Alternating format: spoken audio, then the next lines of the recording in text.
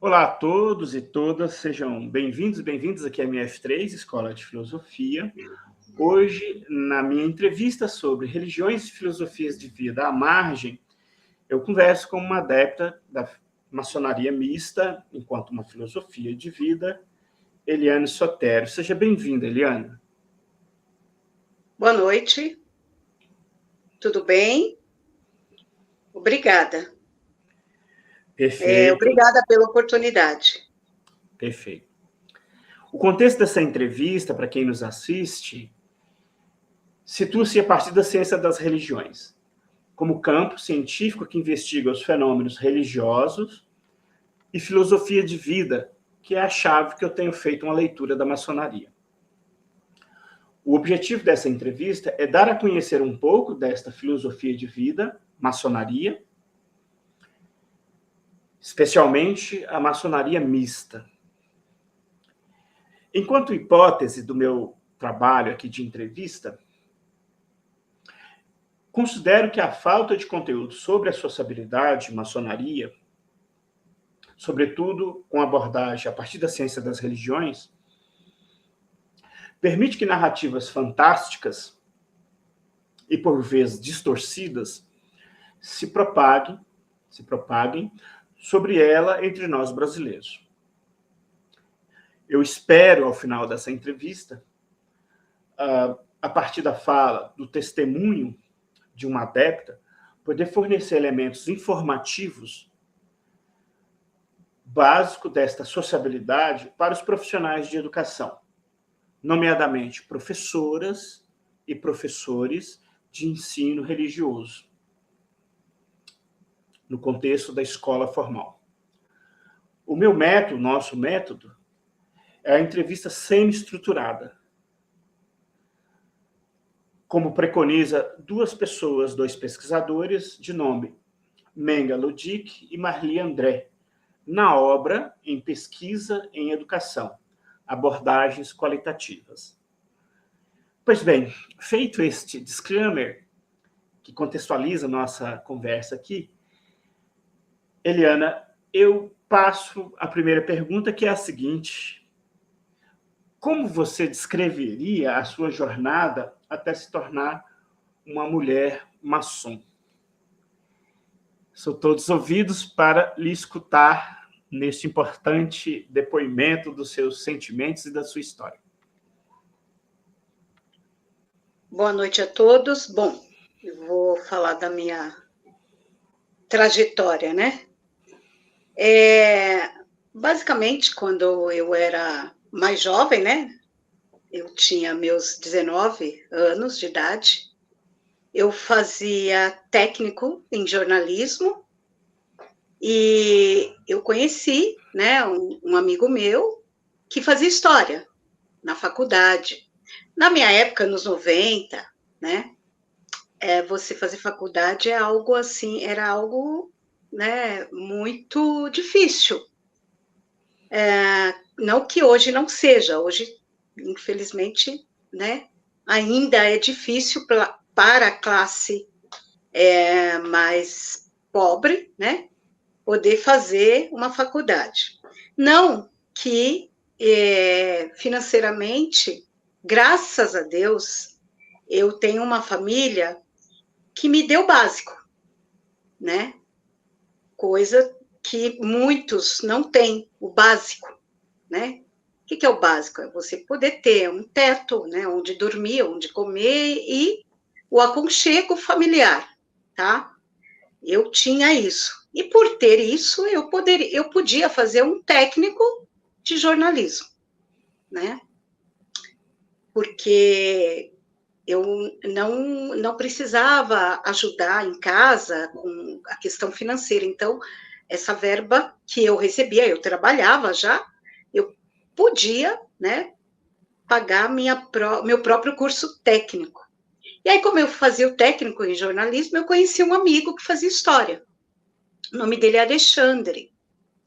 E aí, se eu não me engano, o Alexandre é 5 anos ou 4 anos mais velho do que eu. E aí, na época, o Alexandre, nós fizemos amizade e tal, E o Alexandre me apresentou o esoterismo, o tarô, né? E ele era um apaixonado por esoterismo. E eu achei interessante, porque não era um assunto que eu era apaixonada. Na realidade, eu sempre fui apaixonada pelo teatro. Eu gosto do teatro. Meu sonho era ser jornalista de atores, né? E aí o Alexandre me educou com relação ao esoterismo. E aí ele me fez uma proposta, vamos montar um jornalzinho aqui em Guarulhos, né? Esotérico.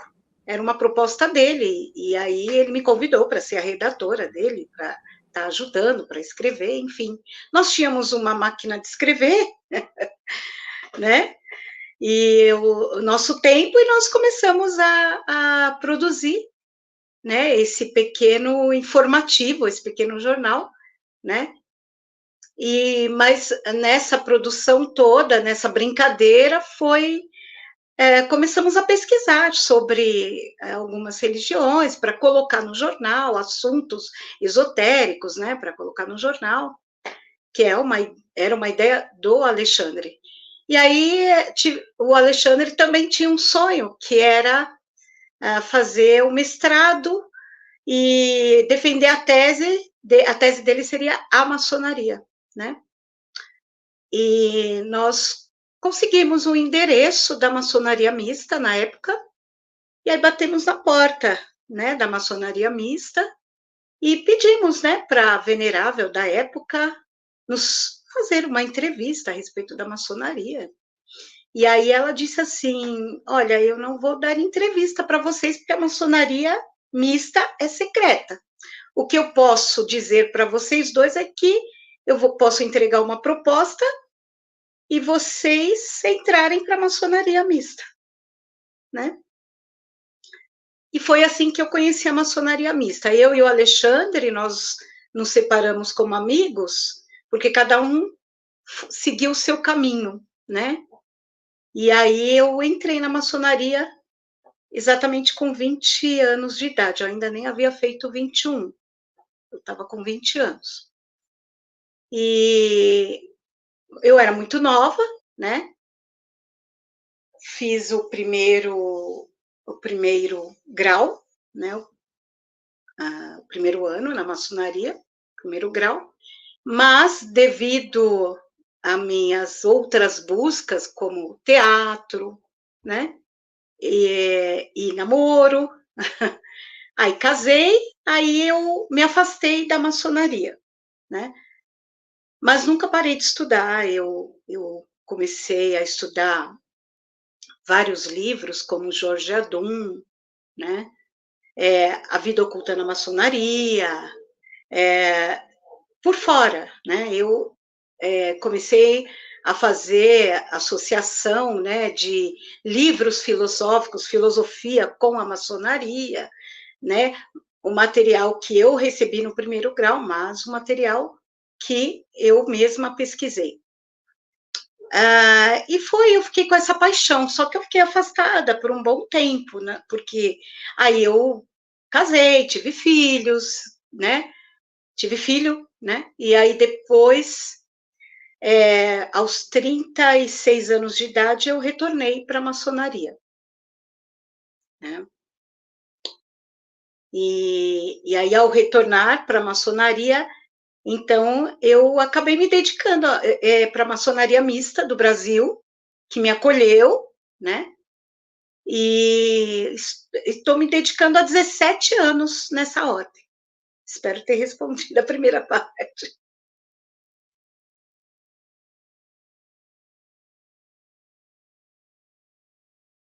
Não estou te ouvindo. Obrigado por esta exposição de uma experiência muito pessoal sua para nós, e a ideia é de que certamente alguém nos vendo, sobretudo as moças e as meninas, possam também se inspirar na sua história. Isso para mim é muito importante. Eu passaria então à segunda questão da nossa conversa. E a pergunta seria: quais valores e princípios da maçonaria você considera mais significativos na sua vida pessoal e espiritual. Aqui, espiritual também num sentido filosófico. Bom, o que a maçonaria me traz como valores, tá? A ética. A questão da ética, né? Como ela trabalha muito essa questão da ética, isso acabou eu levando isso para a minha vida, né? Não que eu não tinha ética, mas quando você é muito jovem, você não tem ainda essa noção 100% da ética. E a maçonaria, ela bate muito nesta tecla da ética, né? Da ideologia, né? Mas a ética, eu acabei levando a ética para a minha vida pessoal, para a minha vida profissional, né? Então, para mim, essa questão da ética é que a maçonaria é forte, né? Na minha vida, ela me ajudou muito, né, com relação a isso. Até porque, né, voltando até um pouco para a vida profissional, pessoal, a gente sabe que nós vivemos uma sociedade, né, extremamente, assim, ensinada, né, ao longo dos anos, a falta de ética, né? E como a maçonaria ela trabalha muito essa questão, então é tão forte que por onde a gente passa, a gente acaba provocando de uma certa forma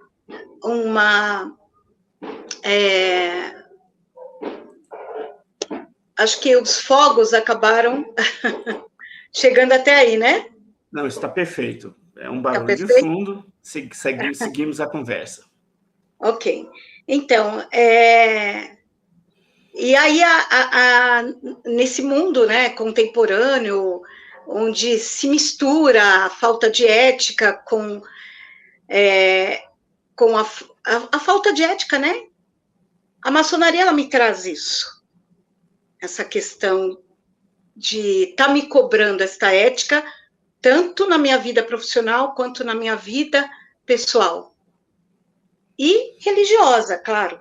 Só que a maçonaria, ela não é uma religião. Ela não é uma religião, tá?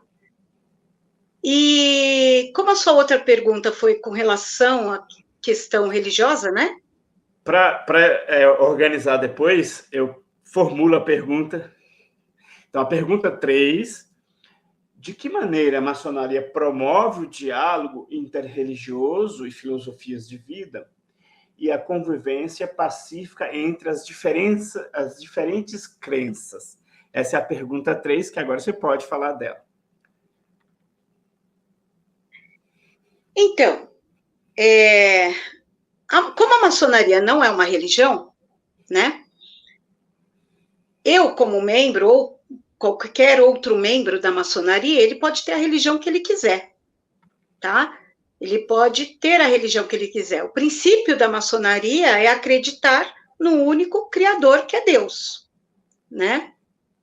Então, todas as religiões, basicamente, elas acreditam em Deus. Então, a maçonaria, ela aceita todos os tipos de religião, pelo menos a maçonaria mista do Brasil.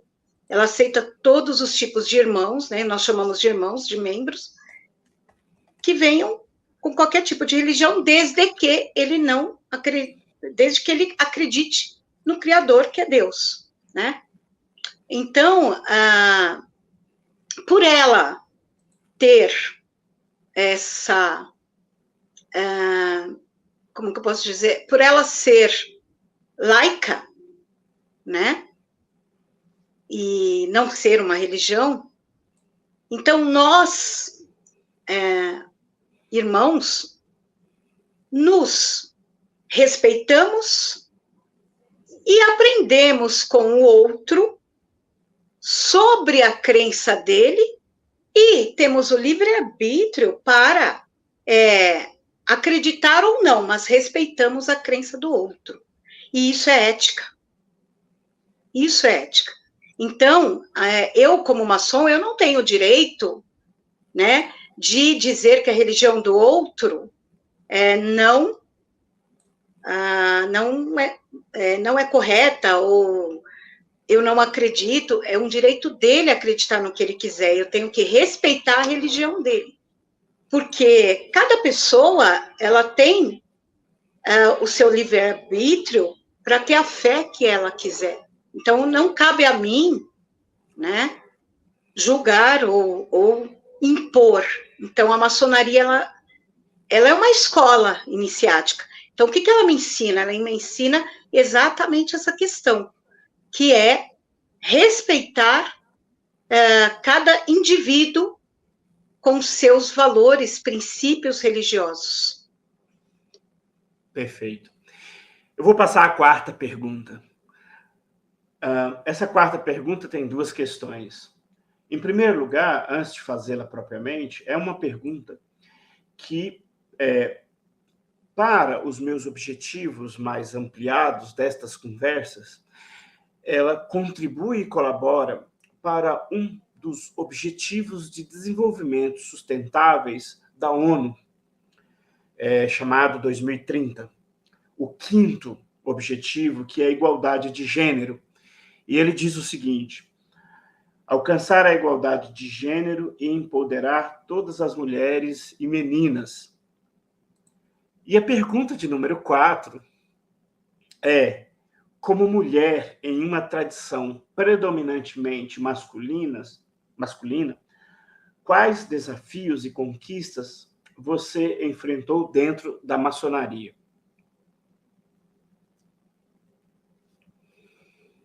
Bom, dentro da maçonaria mista, basicamente não há desafios por eu ser mulher, ao contrário, né?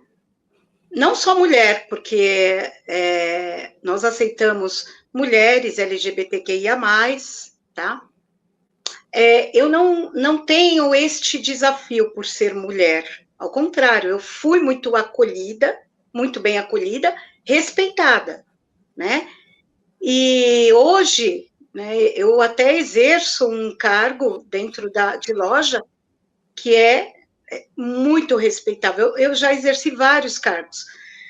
E hoje eu estou no cargo de venerável mestre, né? E sou muito respeitada pela maçonaria mista, pelos homens da maçonaria mista. Não existe isso. Ao contrário, na maçonaria mista, existe o respeito pelas mulheres e pelo LGBTQIA+. Perfeito, obrigado pela sua resposta. Eu passo à quinta pergunta, que é a seguinte: qual é a sua visão sobre a relação entre a maçonaria e o conhecimento acadêmico? E neste mesmo sentido, você, eu sei que é uma pessoa que se dedicou ao teatro. Esta arte tão antiga quanto a filosofia,